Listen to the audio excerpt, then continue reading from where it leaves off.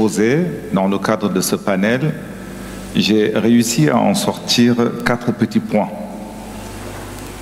Des points sur lesquels sont revenus ceux qui ont pris la parole avant moi, de sorte que peut-être que je ne serai pas aussi long que les autres.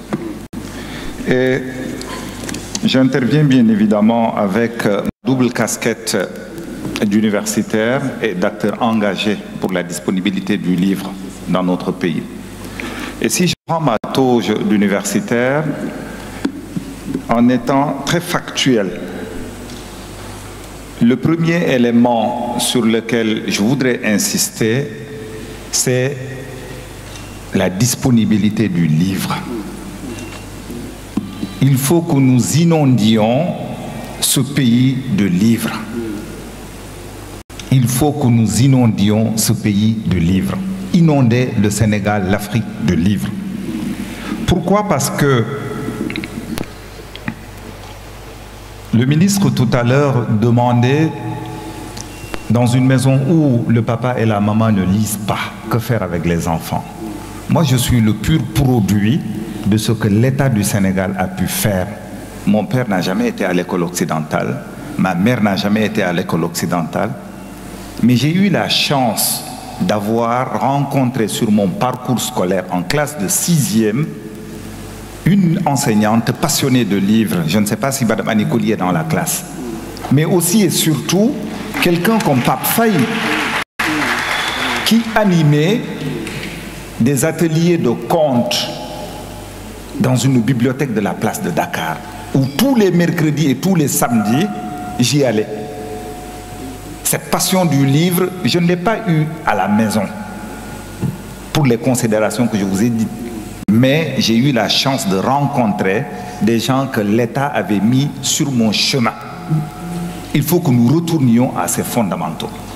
En inondant, pour les familles qui en ont les moyens, qu'ils aient des livres à la maison, qu'ils lisent et que leurs enfants les voient lire. Que nous fassions en sorte que les livres soient présents dans les bibliothèques scolaires, dans les bibliothèques de quartier, dans les bibliothèques et médiathèques municipales et dans les bibliothèques universitaires. Je vais vous raconter une anecdote. Je suis enseignant au département d'histoire. Il y a 2 classiques avec lesquels toutes les générations qui sont passées au département ont travaillé. C'est les livres du professeur Abdoulaye Bathily et les livres du professeur Boubacar Bari.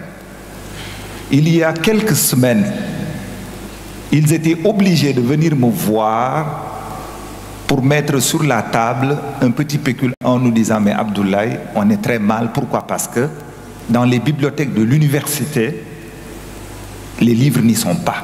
À l'IFAN, c'est un exemplaire photocopié qui y est.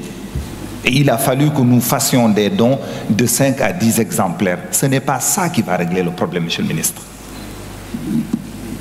Nos universités doivent avoir des bibliothèques et doivent avoir les moyens pour acquérir ces livres. Je voudrais rendre un hommage à tous ces acteurs documentalistes qui sont dans la salle. Je travaille beaucoup avec eux. Mais actuellement, ce matin, il y a eu un responsable d'une bibliothèque qui m'a appelé pour me dire « Mais monsieur Diallo, il faut que vous retiriez de notre liste un livre parce que le budget que nous avons ne nous permet pas de commander tous les livres que nous avons. Il nous faut...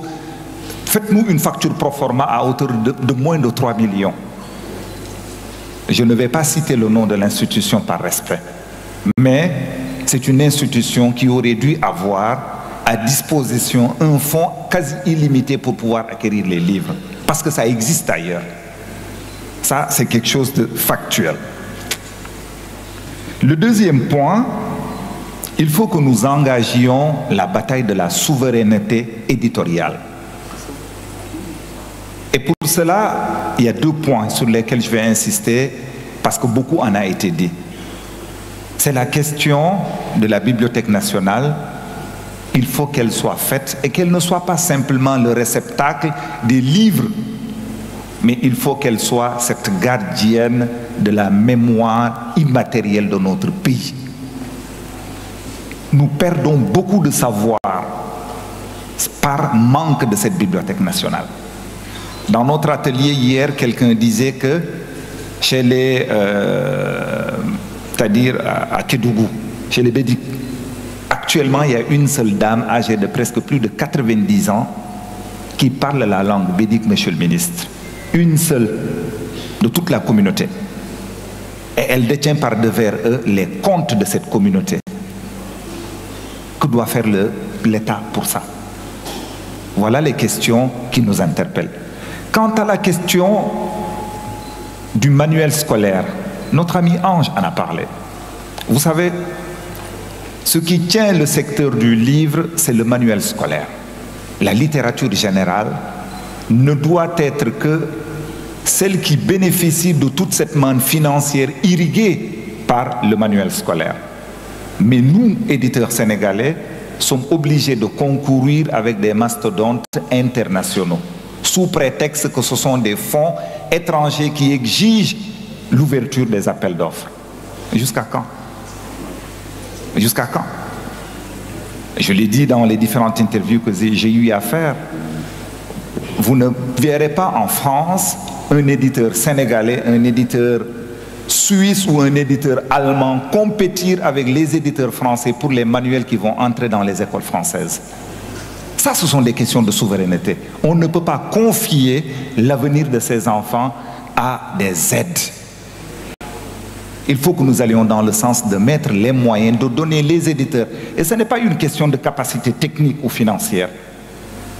Les éditeurs locaux sont assez outillés techniquement pour pouvoir le faire, et même financièrement pour certains d'entre nous. Et c'est en cela aussi, je pense que les acteurs du livre ne diront pas du tout non, monsieur le ministre, à une enquête sur comment est-ce que le marché scolaire est attribué dans ce pays. Il faut que nous fassions, on a besoin de savoir. J'ai vécu une histoire, une anecdote, où le professeur Jean-Pierre Faye, philosophe, inspecteur général de l'éducation nationale, celui qui a formé la quasi-totalité des enseignants en philosophie du Sénégal, a commis un manuel de philosophie qu'on a soumis à 8 000 francs, un livre qui fait presque 400 pages. À l'issue de l'appel d'offres, on s'est rendu compte que le gagnant a été un autre de nos concurrents qui a soumis un livre. Je ne vais pas parler de la qualité, mais à un livre en tout cas à plus de 20 000 francs. Sur quelle base? On ne peut pas nous dire que techniquement le manuel de Jean-Pierre Faye ne tient pas la route parce que c'est lui qui a enseigné, certainement celui qui a enseigné, celui qui a écrit le manuel. Ça veut dire qu'il y a des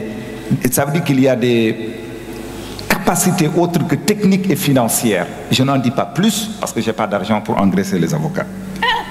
N'est-ce pas, maître? Le troisième point, il faut que nous allions dans le sens d'aider à la professionnalisation des acteurs du livre. Pourquoi? Parce que ce sont ces acteurs qui produisent des livres que nous mettons entre les mains de nos apprenants, de nos enfants. On n'a pas le droit, j'en ai fini presque, monsieur le ministre, on n'a pas le droit d'empoisonner nos enfants. Les livres qui doivent arriver entre leurs mains doivent être des livres qui sont produits par des gens qui savent comment on fait un livre, aussi bien dans le fond que sur la forme. Ce sont des problématiques sur lesquelles nous devons travailler. Pourquoi? Parce que celui qui n'a pas du tout fait d'études de médecine, même si au Sénégal on en a quand même, ne peut pas se retrouver à exercer. Formons nos éditeurs pour mettre entre les mains de nos enfants des livres de qualité. Et je termine par le quatrième point, c'est la problématique de la circulation du livre en Afrique. C'est un point qui nous tient tellement à cœur.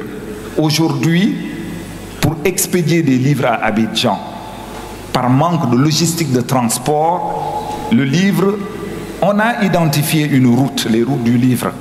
Mais on est obligé de passer par Bamako et de Bamako aller à Abidjan par exemple.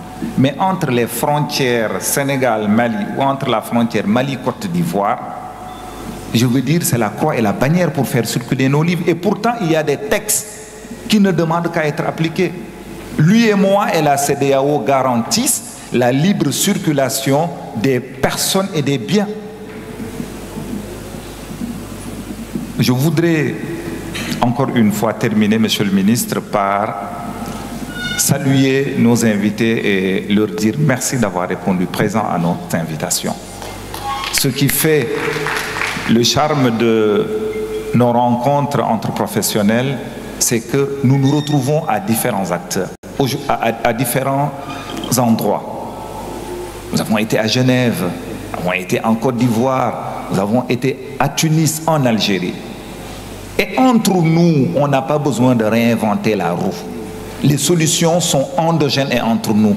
Le modèle algérien est un modèle qui doit être étudié en cas d'école par tous les pays africains concernant la question de la souveraineté éditoriale. Est-ce que vous savez, le directeur me corrigera, ils ont une imprimerie avec une capacité d'impression de 2 millions de livres par jour. Avec le directeur du livre, on a eu la chance de visiter cette imprimerie.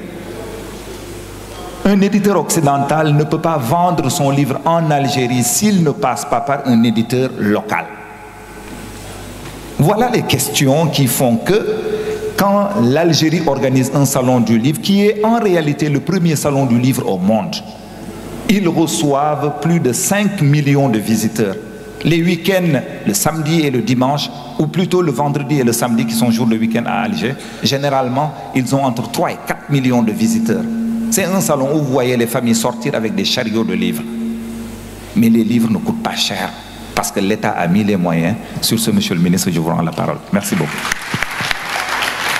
Merci, professeur Diallo. Alors, votre intervention s'articule autour de 4 points essentiels. Vous êtes revenu justement sur l'urgence d'inonder nos bibliothèques, nos espaces de lecture, des livres. Le deuxième point concernant justement le projet de souveraineté sur la bibliothèque nationale. Je répète, c'est un programme, un projet prioritaire de l'État du Sénégal. L'État du Sénégal est en train de travailler justement à mettre en place le dispositif. Il y a déjà eu beaucoup d'experts qui ont travaillé là-dessus. Je vais juste citer Madame Mariatou Diong qui est devant moi et d'autres équipes qui ont travaillé